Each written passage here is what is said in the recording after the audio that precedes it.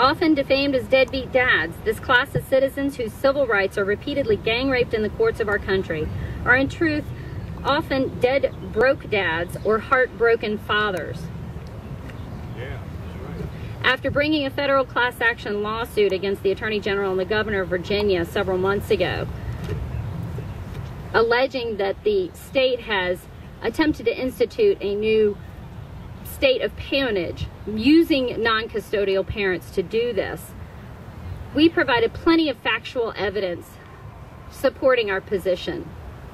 We're currently awaiting the Virginia Supreme Court to make a decision on whether or not the DCSE, Division of Child Support Enforcement in Virginia, has the authority or the right, in violation of Virginia law, to use non-attorneys to represent the state of Virginia in pursuing these child support orders. Apparently, for the past 10 to 15 years, non-attorneys, receptionists, clerks, janitors, we don't even know who these people are, have been completing legal pleadings to establish child support orders in a court of law without having any statutory authority to do so. The General Assembly in 2008 in Virginia passed an ex post facto law in direct contradiction to the Constitution of Virginia, giving only the special privilege of practicing law for non-attorneys to an employee of the DCSE. The purpose of this, is my belief, is so that the Attorney General and the Governor of Virginia can pursue their claim that they made last year, that they are attempting to funnel every single child support order through the DCSE's bank account so that the state can earn additional funding off of the interest. Out of 10 million custodial mothers, only 7%, 1 out of 14, do not receive child support because of a deadbeat dad. 63% of youth suicides are from fatherless homes. 90% of all homeless and runaway children are from fatherless homes. 85% of all children that exhibit behavioral disorders come from fatherless homes. 80% of rapists motivated with displaced anger come from fatherless homes. 71% of all high school dropouts come from fatherless homes. 75% of all adolescent patients in chemical abuse centers come from fatherless homes. 70% of juveniles in state-operated institutions come from fatherless homes. All of these statistics have been verified and confirmed by multiple sources. So why are fathers being taken away from their children using non-attorneys from DCSE to secure child support orders that sometimes don't even comply with Virginia codes or U.S. codes? Some demanding over 90% of a man's income be garnished. And when he does not comply with that court order, these non-attorneys are walking into courtrooms and telling judges, testifying without being under oath, Your Honor, this man needs to be sentenced to jail. He didn't pay his full child support. And we've seen men walk into these courtrooms with certified receipts proving that child support payments have been made. We have evidence left and right on several cases of men who are losing their homes, filing for bankruptcy, and being incarcerated because during those times when they are at their lowest point in their lives, they couldn't keep up with their full child support payments. That's right. Lamont Grant paid $15,000 in child support to DCSE over the last 12 months. The custodial mom, who he has a good relationship with, hasn't received a dime. Where is that money? Charles Ferrier, he was jailed for 12 months for owing allegedly $17,000 in arrears of child support plus interest and court fines on his 17-year-old son while he was in bankruptcy proceedings. His mother died. He took the estate of his mother to pay off his bankruptcy, and then he was jailed 2 months later because he couldn't pay $17,000 in child support for his purge.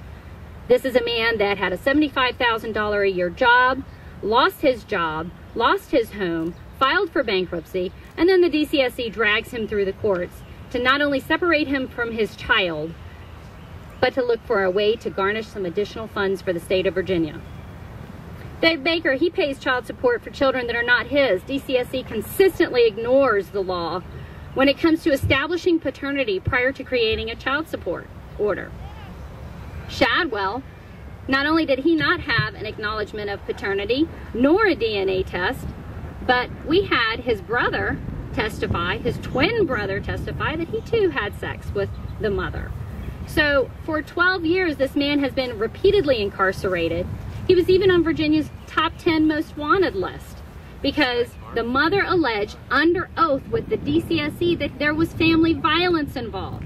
Yet when we dragged her into court and had her testify under oath in front of a judge, no, she claimed, I signed that, but there was never any family violence. I just wanted to get my child support money.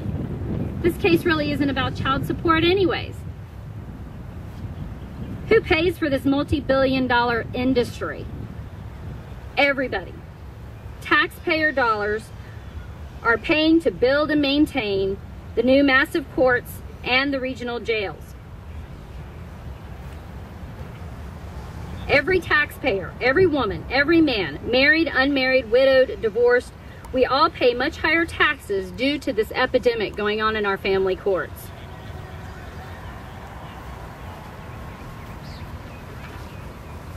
Much of this tragic waste could be reduced by the simple use of a jury trial for a child custody, visitation, or child support order. Jurors, members of our peers who do not have personal contact with these families, should be brought in at every single hearing when a child is involved. We should not have family courts shutting the doors and blocking out investigative reporters, court reporters, or other family members when the decision is being made whether to take a child away from its parent based on the size of the other parent's wallet.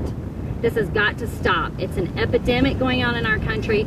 I have 16 names ready and available to join a class action federal lawsuit. We have got to stop these courts. The judges and the lawyers are the only ones who are winning in this war. Moms are not, dads are not, children are not. Moms and dads need to have all of the financial decisions and visitation and custody decisions in their family. We don't need the government in our family business. Please contact me at child.support.com child.support.help@hotmail.com. We are actively collecting names. We want to hear your story. Say the email address again, please. child.support.help@hotmail.com. child.support.help@hotmail.com. There's a dot in between each word. I appreciate the opportunity to speak here today, and I would please ask that if anyone has ever heard of Shadwell's case, it is currently pending in the Virginia Supreme Court on the non-attorney issue, and we are looking to refile the federal racketeering charges against 27 state officials regarding this matter. If you have a child support horror story, whether you be a mother or a father, a custodial parent or non-custodial parent, please send me an email. I have talked to countless mothers, countless fathers, and I have tried to assist both custodial moms and custodial dads on both sides of the issue. Everybody's losing here except the lawyers and the judges and the privately owned jails that are collecting our federal tax dollars, our state tax dollars, and charging inmates for the privilege of living in their work release programs. So there's got to be an end to this judicial tyranny. We need to get the government out of our family courts and put it back in the hands of the people and demand jury trials whenever our children are involved. Thank you. I appreciate it. Have a good day. Thank you. Good job.